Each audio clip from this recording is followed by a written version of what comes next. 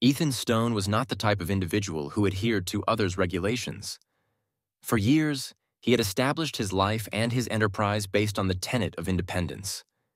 His firm, Stone Technologies, specialized in state-of-the-art smart home innovations and swiftly earned a reputation for excellence.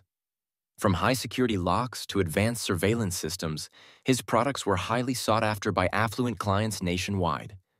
Ethan took pride in being self-sufficient and intensely private, a man accountable to no one. His company's headquarters, situated on a secluded industrial parcel, stood as a testament to his independence. Nestled on the fringes of a suburban development, the property was encircled by tall fences, monitored by cutting-edge security cameras, and entirely off-limits to anyone not expressly invited. This arrangement, however, did not sit well with the local property association. Over the years, the association had broadened its influence, gradually bringing more landowners under its umbrella.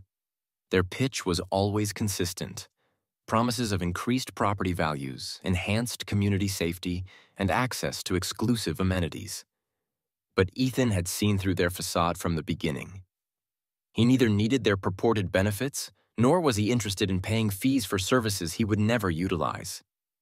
Members of the association, especially its president, Lucas Bennett, had made numerous attempts to persuade him to join.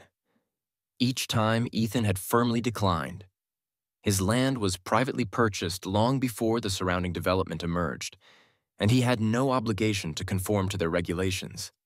The latest attempt to coerce him arrived in the form of a meticulously crafted letter delivered directly to his office. Ethan barely glanced at it before discarding it into the trash. It was similar to the others, polite yet persistent, with subtle undertones of threat. "We strongly encourage you to reconsider our offer," the letter read. "Membership in the association will ensure a harmonious relationship with the community and prevent potential misunderstandings in the future." Ethan understood exactly what that implied.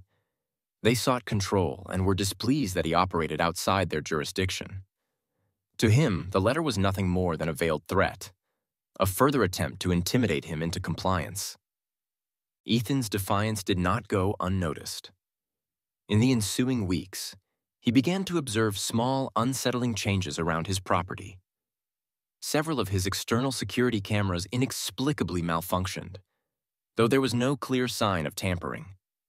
One morning, his maintenance team discovered tire tracks leading up to the fence, as if someone had been surveying the perimeter.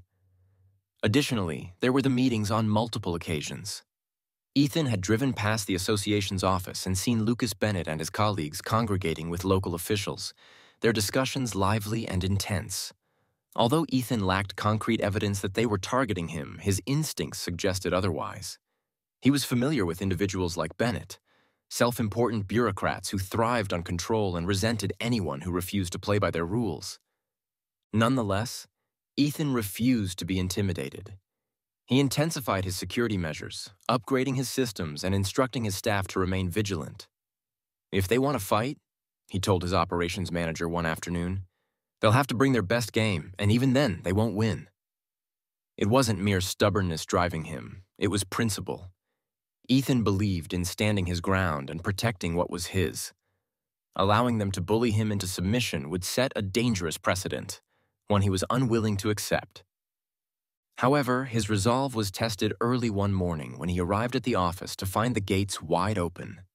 The heavy-duty padlocks had been cleanly cut through, and the yard was strewn with overturned crates and scattered debris. Inside the main building, the damage was even more severe. Computers had been smashed, servers torn apart, and sensitive equipment reduced to rubble. Spray painted on the walls in bright red letters was a message that made his stomach churn.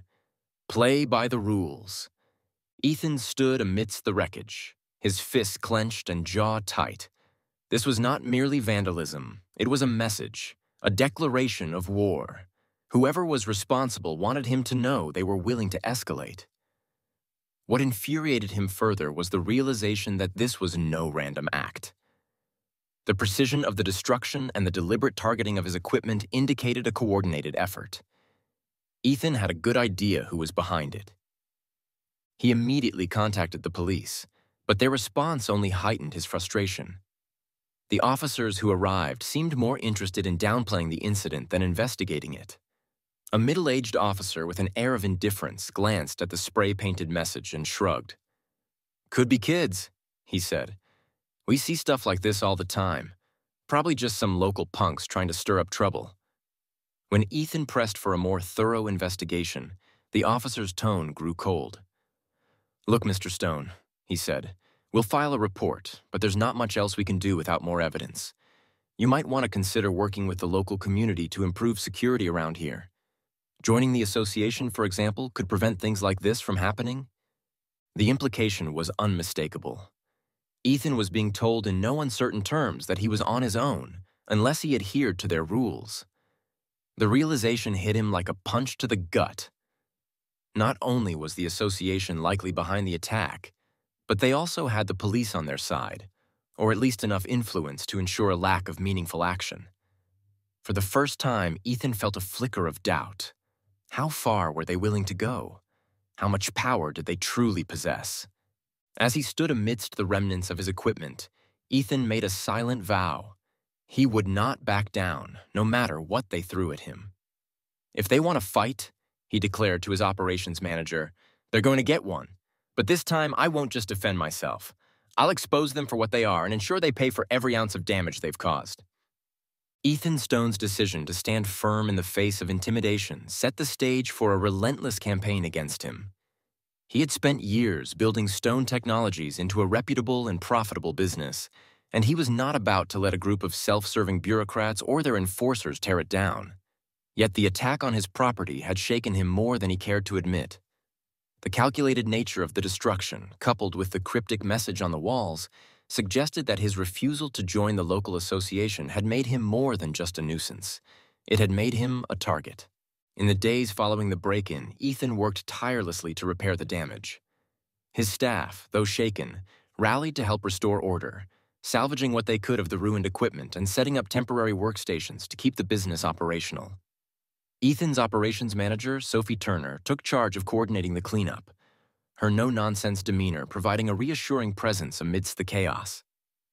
However, the scars of the attack were hard to ignore, and the unease among the team was palpable. The police report, as Ethan had anticipated, went nowhere. Despite providing them with security footage of the aftermath and highlighting the deliberate nature of the damage, the responding officers dismissed his concerns as speculative. The footage itself was of limited use. Whoever orchestrated the break-in had avoided the cameras entirely, leaving no identifiable evidence behind. Ethan couldn't shake the feeling that this wasn't just incompetence on the part of the police. The officers' dismissive attitude, combined with their repeated suggestions to work with the community, only reinforced his suspicion that they were turning a blind eye to the real culprits. Refusing to let the matter rest, Ethan hired a private security consultant to evaluate the property. The consultant, a sharp-eyed man named Daniel Hughes, conducted a thorough assessment and confirmed what Ethan had suspected. The attack was no random act of vandalism. It was planned. "Ethan," Daniel said after reviewing the security logs, "whoever did this knew exactly what they were doing. They avoided your cameras, targeted critical systems, and left behind a message to send a clear warning. This wasn't kids messing around. This was professional." Ethan's jaw tightened at the confirmation. "Can we upgrade the system to cover the blind spots?" he asked. Daniel nodded. "We can, but it's going to take time and money. And if these people are determined, they'll find another way in. You need to think bigger than just patching holes in your security." "What do you suggest?" Ethan inquired. "Find out who's behind this and why," Daniel replied. Ethan pondered the question as he drove home that night. The more he thought about it, the clearer the answer became. The local property association was the common thread in everything that had transpired. Their repeated attempts to pressure him into joining, the veiled threats in their letters, the suspicious lack of police action. It all pointed to them. But knowing it and proving it were two different things. Ethan needed evidence, and he needed to be smart about how he obtained it. The following week brought another unsettling development. Early one morning, Ethan arrived at his office to find a crew of workers in high-visibility vests gathered near the edge of his property. They were unloading equipment from a truck marked with the city's municipal logo, and one of them was driving stakes into the ground just beyond his fence line. Ethan approached them, his curiosity swiftly turning to irritation. "Can I help you?" he called out. A man who appeared to be the crew supervisor turned to face him. "Morning," he said, his tone brisk but not unfriendly. "We're here on behalf of the city, conducting some preliminary assessments." Assessments for what?" Ethan asked, folding his arms. The supervisor hesitated for a moment before replying. "There's a proposed infrastructure project in the area. We're surveying potential impact zones."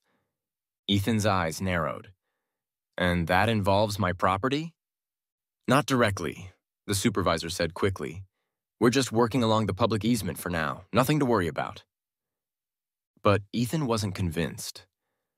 The timing was too coincidental, and the vagueness of the explanation only heightened his suspicion.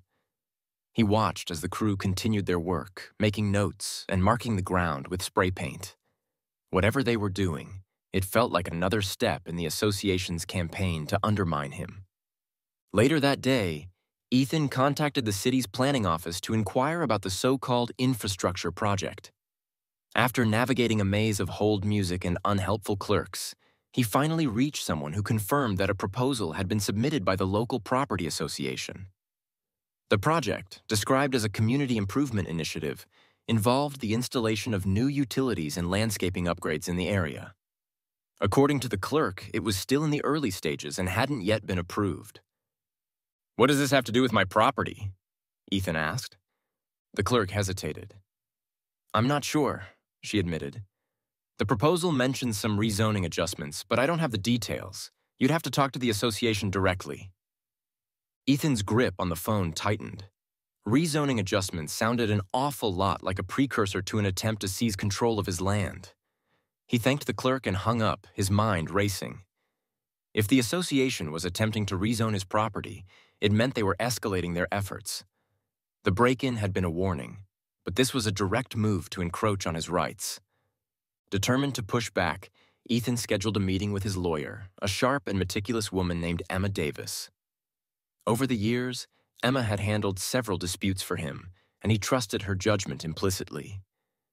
When he recounted the recent events, the break-in, the survey crew, the rezoning proposal, her expression grew increasingly serious.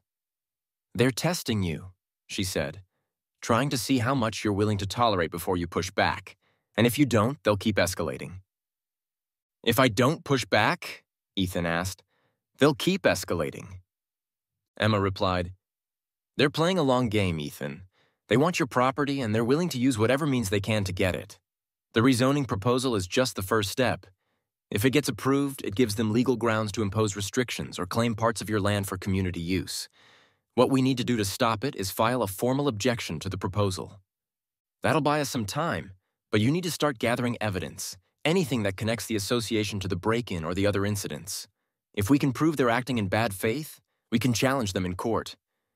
Ethan nodded, his resolve hardening. "Then that's what we'll do." As he left Emma's office, Ethan felt a renewed sense of purpose. The association had made their move, but they had underestimated him. They thought they could bully him into submission, but they were about to discover just how wrong they were. Ethan wasn't merely going to defend himself. He was going to make them regret ever targeting him. The formal objection to the rezoning proposal was filed promptly, and while it bought Ethan some time, it was evident that the battle was far from over. In the ensuing days, pressure from the local association intensified in ways that were as infuriating as they were calculated. Initially, it began with petty nuisances. Flyers advertising association events and benefits were stuffed into his mailbox daily, despite him not being a member. The association even went as far as to drop off a welcome packet complete with a glossy brochure outlining their rules and regulations, as if attempting to bait him into compliance. Ethan discarded it straight into the trash, but the real escalation occurred when one of his deliveries was inexplicably delayed. His company depended on a steady flow of materials and components to maintain production, and any disruption threatened to derail their entire schedule. When he contacted the shipping company to inquire about the delay, he was told that there had been access issues at his property. Ethan was baffled. There were no issues with his gates or roads. Determined to uncover the truth, he reviewed the footage from his security cameras. What he saw made his blood boil. A group of men in reflective vests wearing city insignias had stationed themselves just outside his property that morning, blocking the delivery truck and turning it away. The driver appeared confused but complied with their instructions. Although the footage didn't clearly capture the men's faces, their actions left little doubt in Ethan's mind that this was another move orchestrated by the association, likely under the guise of enforcing some fabricated regulation. Ethan immediately contacted the city's transportation office to lodge a complaint, but the response he received only deepened his frustration. The clerk on the other end of the line claimed that there had been reports of safety concerns on his property, necessitating a temporary inspection of the access roads. When Ethan pressed for specifics, the clerk became evasive, citing confidentiality and refusing to disclose the source of the complaint. It was clear to Ethan that the association was leveraging its connections with local officials to harass him, but this wasn't merely harassment. It was a direct attack on his ability to run his business. If they could disrupt his deliveries, they could disrupt his operations. Not one to back down, Ethan decided to fight fire with fire. He hired a logistics consultant to ensure that all future deliveries to his property would be documented and monitored, so any interference could be recorded in detail and reported immediately. He also instructed his staff to double-check every incoming shipment to ensure nothing slipped through the cracks. If the association thought they could grind his business to a halt, they were sorely mistaken. The situation escalated further when Ethan received a notice from the city regarding a noise complaint filed against his company. According to the notice, residents in the area had reported excessive noise levels originating from his property, specifically from the manufacturing equipment. The complaint claimed that the noise was disruptive and violated local ordinances. Ethan was stunned. His facility was equipped with state-of-the-art soundproofing technology, and the equipment operated well within permissible decibel levels. The complaint was a blatant fabrication. Furious, he reached out to his lawyer, Emma Davis, who assured him they could challenge the complaint, but it would require a formal review process that could take weeks. "They're trying to bog you down in bureaucracy, hoping you'll cave under the pressure. They'll have to try harder," Emma said during a phone call. Ethan replied, his voice cold. Despite Emma's reassurance, the notice had immediate consequences. Inspectors showed up unannounced at his facility the very next day, demanding to conduct a full audit of the premises. Ethan had no choice but to let them in, knowing that refusal could result in fines or even a temporary shutdown. The inspectors combed through every corner of the facility, taking measurements and scrutinizing the equipment. Though they found no violations, the disruption threw off the day's schedule, delaying production and frustrating his staff. The inspectors left without issuing any citations, but their parting words left a sour taste in Ethan's mouth. "It'd be easier if you worked with the community," one of them remarked before leaving. Later that evening, as Ethan sat in his office reviewing the day's events, his operations manager, Sophie Turner, knocked on the door. She looked concerned, holding a file in her hands. "You're going to want to see this," she said, placing the file on his desk. Ethan opened it to find a collection of screenshots taken from their internal communication system. Someone had been attempting to hack into their server earlier that afternoon, around the same time the inspectors were conducting their audit. Although the attempts had been blocked by their cybersecurity measures, the timing was too coincidental to ignore.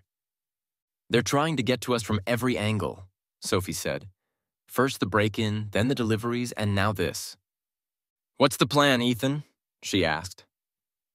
Ethan leaned back in his chair, his mind racing. The association wasn't merely trying to harass him, they were attempting to break him. Every move they made was designed to undermine his business, chip away at his defenses, and force him into submission. But he wasn't about to let them win. "The plan is to keep fighting," he said firmly. "We document everything, stay vigilant, and don't give them an inch. If they think they can wear us down, they're in for a surprise." Sophie nodded, her expression resolute. "We've got your back." In the following days, Ethan and his team worked tirelessly to strengthen their systems, both physical and digital. Additional cameras were installed to cover every possible angle of the property, and a cybersecurity firm was brought in to reinforce their network. Simultaneously, Emma filed counter-complaints against the association, challenging their tactics and demanding transparency in their operations. But the association wasn't finished yet. Late one night, as Ethan was preparing to leave the office, he noticed a strange vehicle parked just outside the property. It was a dark SUV with tinted windows, its engine idling as if the driver was waiting for something or someone. Ethan watched it for several minutes, his instincts on high alert. When he finally stepped outside to approach it, the SUV sped off into the night without a word. The message was clear. They were watching him. As unsettling as the incident was, it only strengthened Ethan's resolve. He wasn't just fighting for his business anymore. He was fighting for his right to exist on his own terms, free from the control of those who sought to impose their will on him. The association had underestimated him, but they were about to learn just how far he was willing to go to protect what was his. The constant pressure from the association began to take its toll on Ethan and his team. Despite their best efforts to push back, the situation seemed to escalate with each passing day. Yet Ethan knew that giving in wasn't an option. He had spent years building stone technologies into a reputable, self-sufficient company, and he wasn't about to let anyone strip that away from him. If the association thought they could force him to comply through intimidation and sabotage, they had no idea who they were dealing with. The first significant breakthrough came from Emma Davis, his lawyer. After weeks of filing complaints, digging through records, and leveraging every legal resource at her disposal, she discovered a crucial piece of information. The rezoning proposal submitted by the association wasn't just about infrastructure improvements. It included a plan to declare parts of Ethan's property as a shared community resource. This designation would allow them to impose restrictions on his operations, limit his land use, and eventually open the door for them to claim parts of his property outright. "It's worse than we thought," Emma told Ethan during a late-night call. "This isn't just about bullying you into joining them. They're trying to take your land." Ethan's grip on the phone tightened. "How is this even legal?" "At least not entirely," Emma replied. "They're exploiting a loophole in the local zoning laws. The proposal is full of vague language about community benefit and sustainability, but the intent is clear.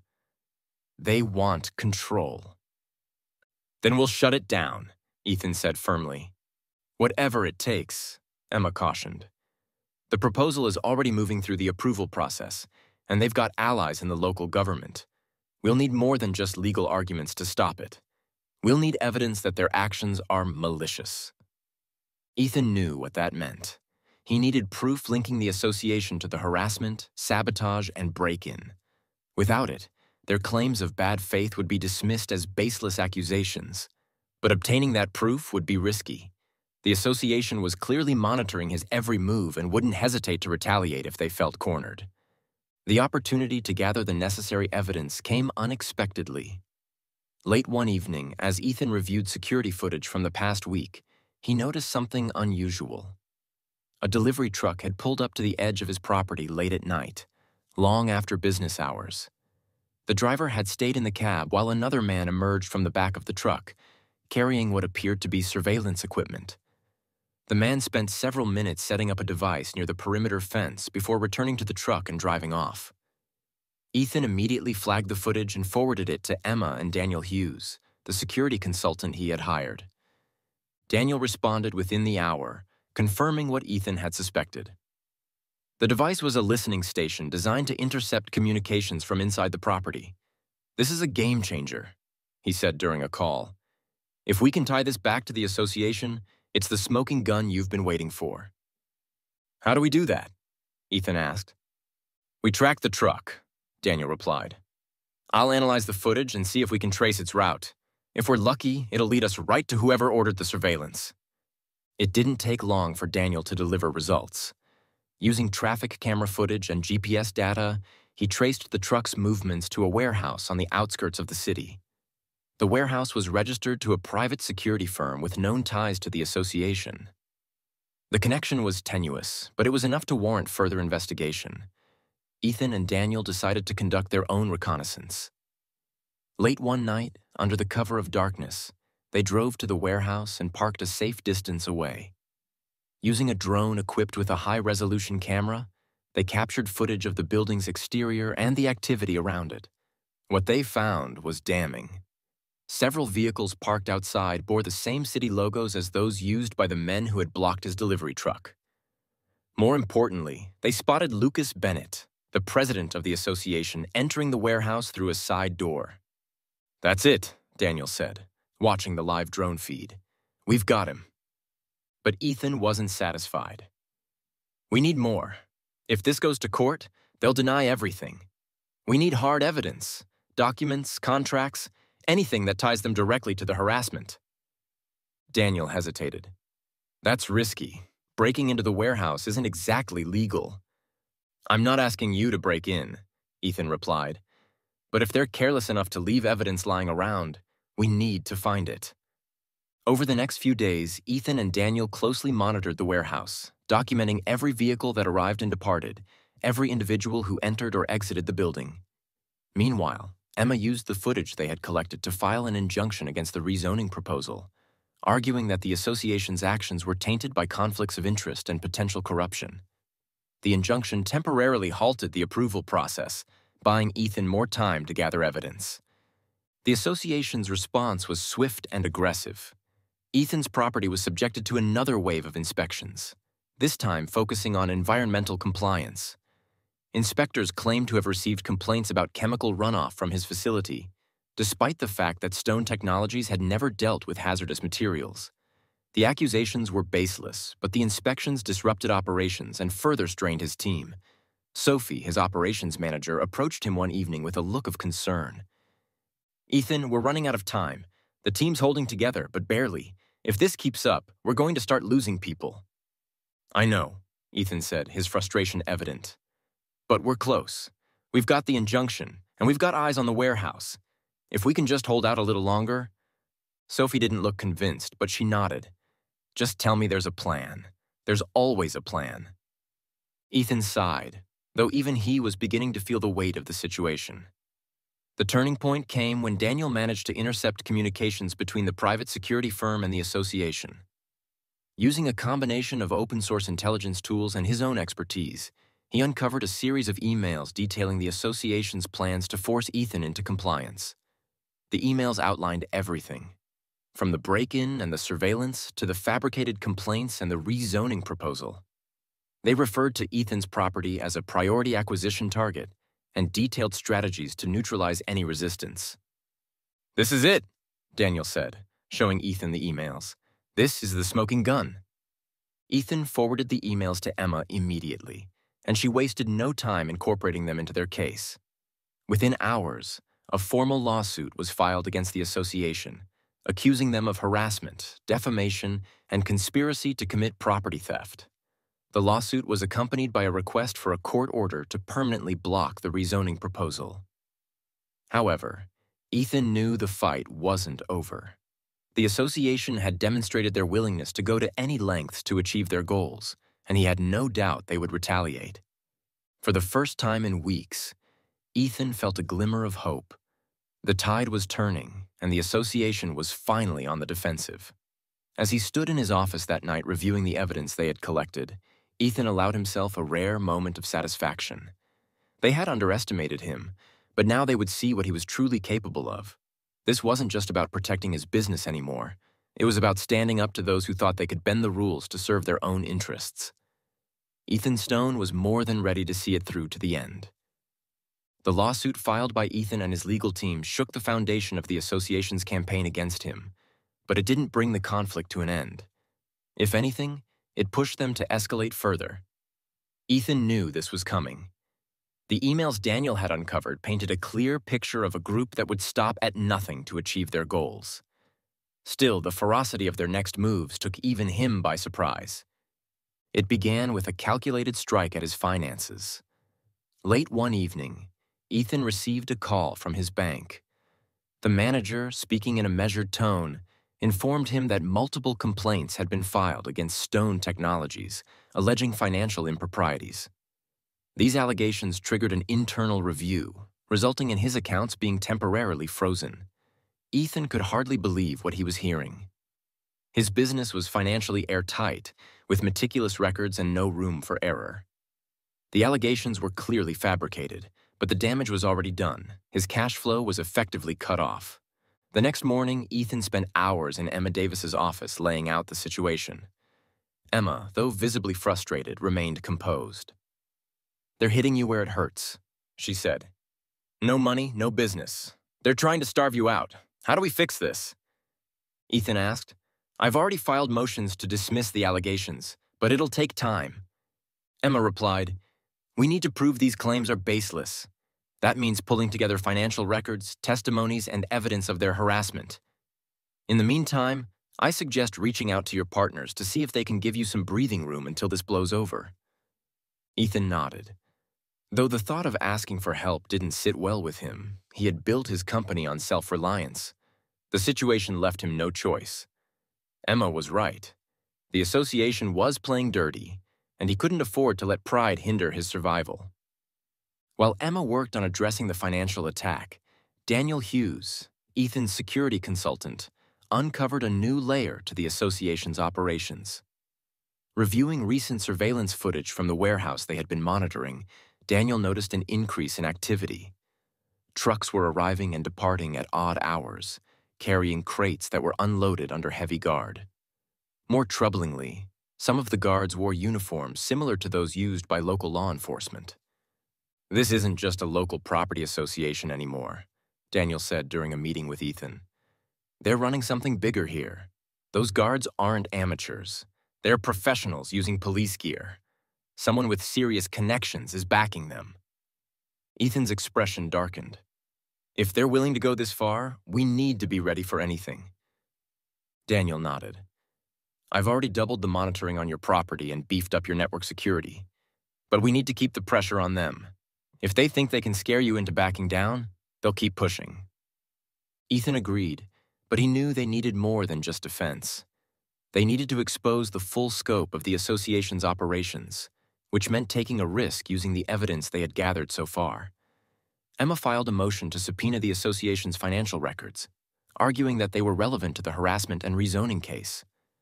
The motion was granted, though the association's legal team immediately filed an appeal, buying themselves more time. In the meantime, the association ramped up their attacks. One night, Ethan's property was hit with a wave of vandalism. Security footage showed a group of masked individuals cutting through the outer fence and spray painting threatening messages on the walls of his facility. Despite the advanced surveillance system, the vandals managed to evade capture, disappearing into the night before security could respond. The message they left behind was clear: "You can't win." Ethan was furious, but he refused to let it shake his resolve. The next day, he held a meeting with his staff to address their growing concerns. Many were understandably rattled by the recent events, and some had even started questioning whether staying with the company was worth the risk. "I won't lie to you," Ethan said, addressing the group. "This situation is serious, and it's not going to be resolved overnight. But I want you all to know that I'm not backing down. This company was built on hard work, integrity, and resilience, and I won't let anyone take that away from us. If you stay with me, I promise to do everything in my power to protect this business and the people who make it what it is." His words had the desired effect, though the fear among his staff didn't entirely dissipate. Most of them reaffirmed their commitment to the company, determined to see the fight through to the end. The association's next move was more direct. One morning, Ethan woke up to find a cease and desist order to tape to his office door.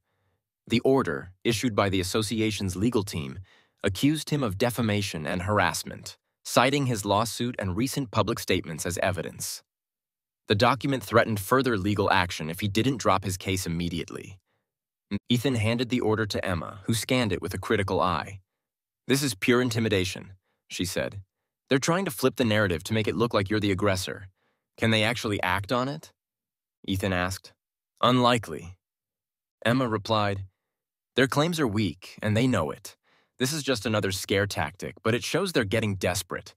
They wouldn't be pushing this hard if they thought they were winning." Despite Emma's reassurances, Ethan couldn't ignore the mounting pressure. The association's tactics were becoming increasingly aggressive. and he knew it was only a matter of time before they crossed another line. Sure enough, that line came one night when his alarms blared, waking him from a fitful sleep. Rushing to his security console, Ethan saw the live feed from his cameras. A group of men armed with tools and wearing dark clothing had breached his facility. Unlike previous acts of vandalism, these intruders were methodical, targeting specific areas and dismantling equipment with precision. Ethan called the police immediately, but when the officers arrived, the intruders were already gone. To his dismay, the responding officers once again downplayed the incident. "Could be industrial sabotage," one of them said with a shrug. "You've got competitors, right? Maybe they're trying to slow you down." Ethan clenched his fists, struggling to maintain his composure.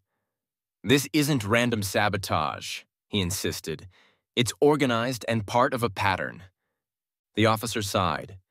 "Look, Mr. Stone, we'll file a report, but there's not much else we can do without concrete evidence. If you want better protection, you might want to consider working with the community. These kinds of issues tend to go away when everyone's on the same page."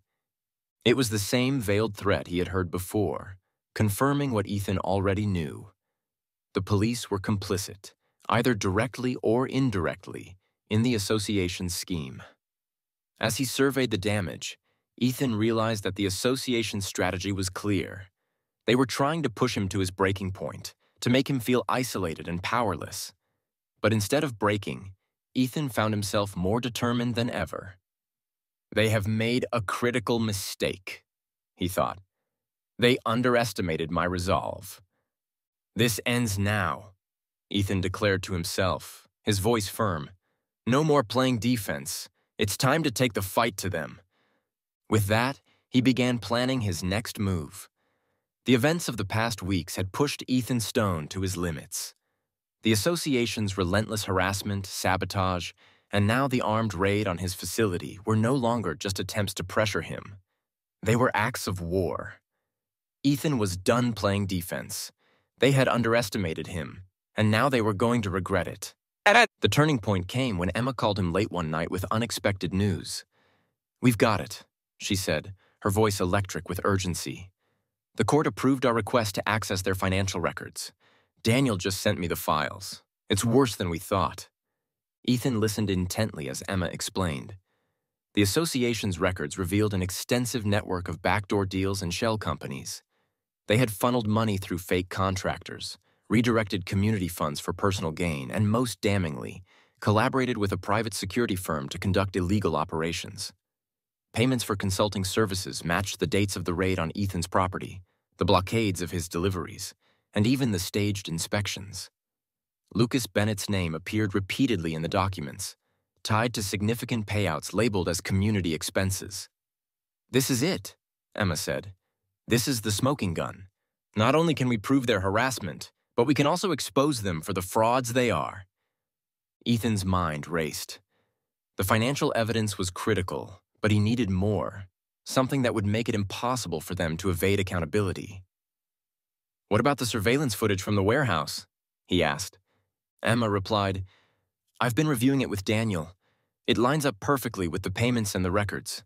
We've also identified more individuals involved, some of whom are city officials. This goes deeper than just Bennett." Ethan's jaw tightened. The depth of the corruption was staggering, but it also provided an opening. If they could show the full scope of the conspiracy, it wouldn't just take down Bennett. It would dismantle the entire structure that allowed the association to operate unchecked.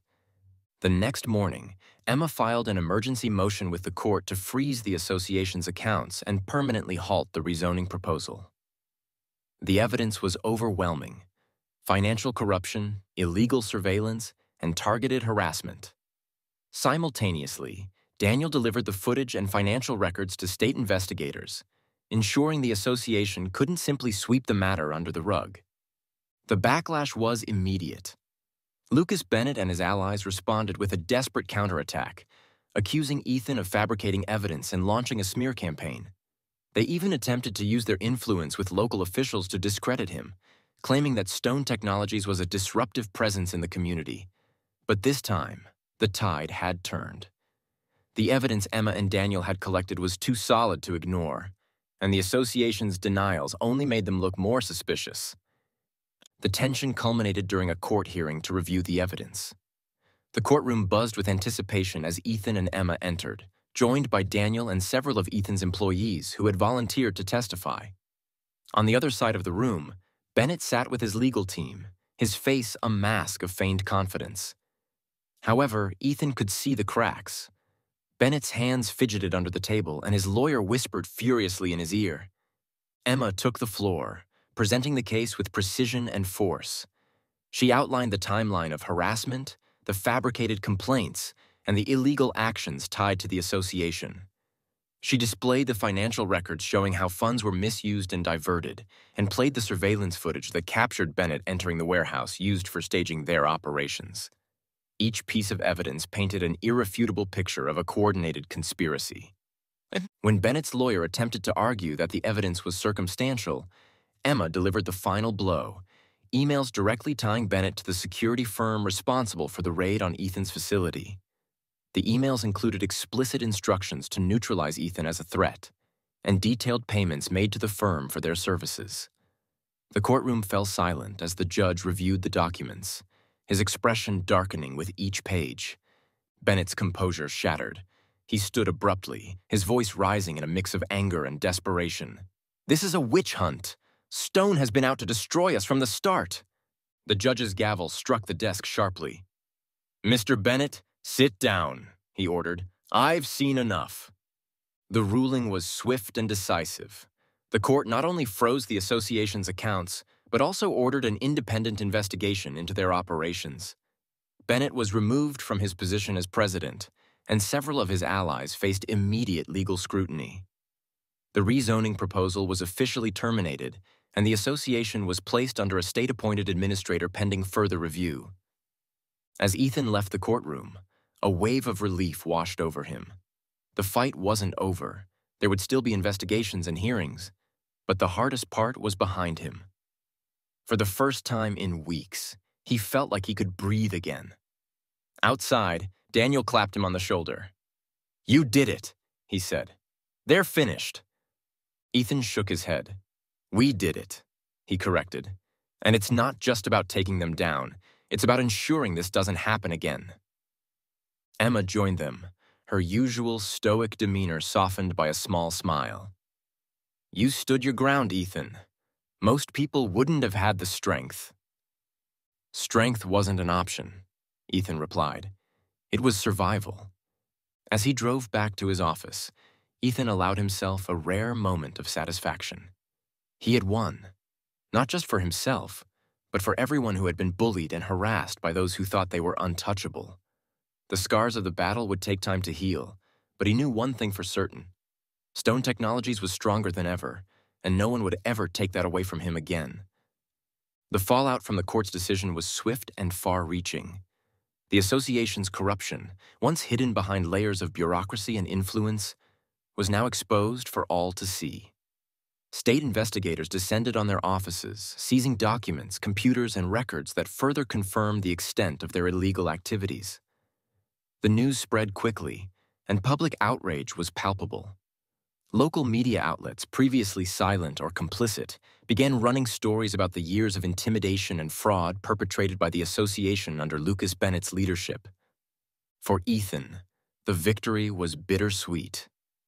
The fight had taken a toll on him and his business, leaving scars that wouldn't fade overnight.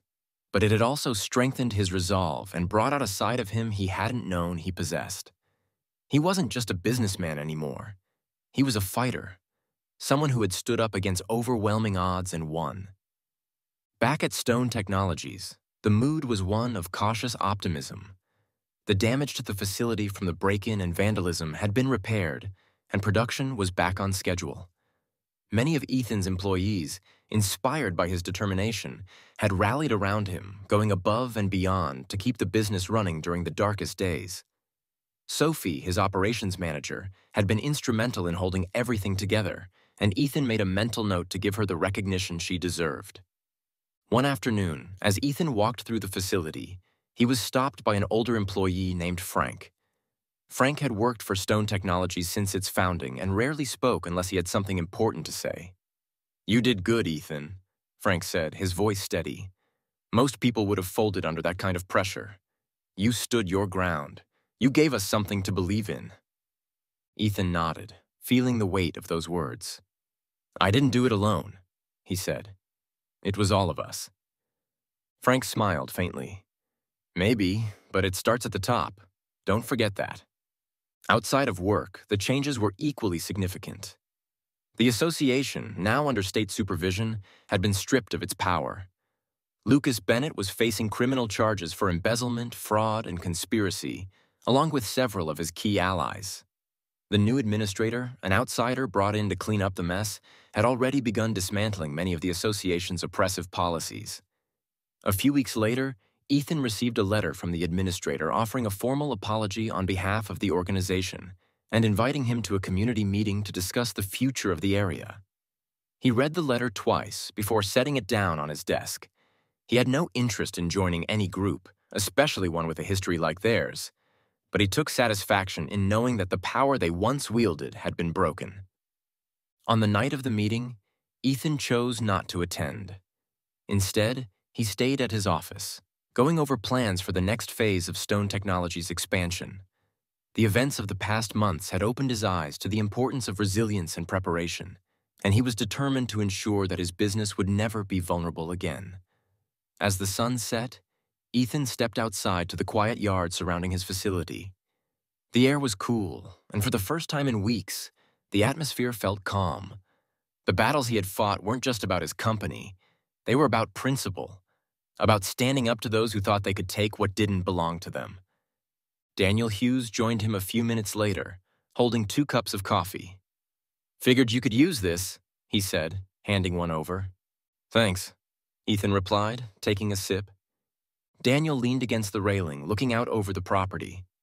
"You know, most people don't realize how much these fights cost. Not just in money, but in time, energy, sanity." "I know," Ethan said quietly. "But it was worth it. If we let people like Bennett get away with this, it never stops. Someone has to draw the line." Daniel nodded. "You did more than draw a line. You burned their playbook." They stood in silence for a while, the distant hum of machinery the only sound. Finally, Ethan spoke. "I don't want to spend my life fighting battles like this, but if they ever come after us again—" Daniel grinned. "They won't, not after what you just did. But if they're stupid enough to try, I'll be right here with you." Ethan smiled faintly and looked out into the darkening sky. The fight was over for now, but he knew the lessons he'd learned would stay with him forever. Stone Technologies wasn't just a business. It was a testament to perseverance, and he was proud of what it stood for. No matter what challenges came next, he was ready.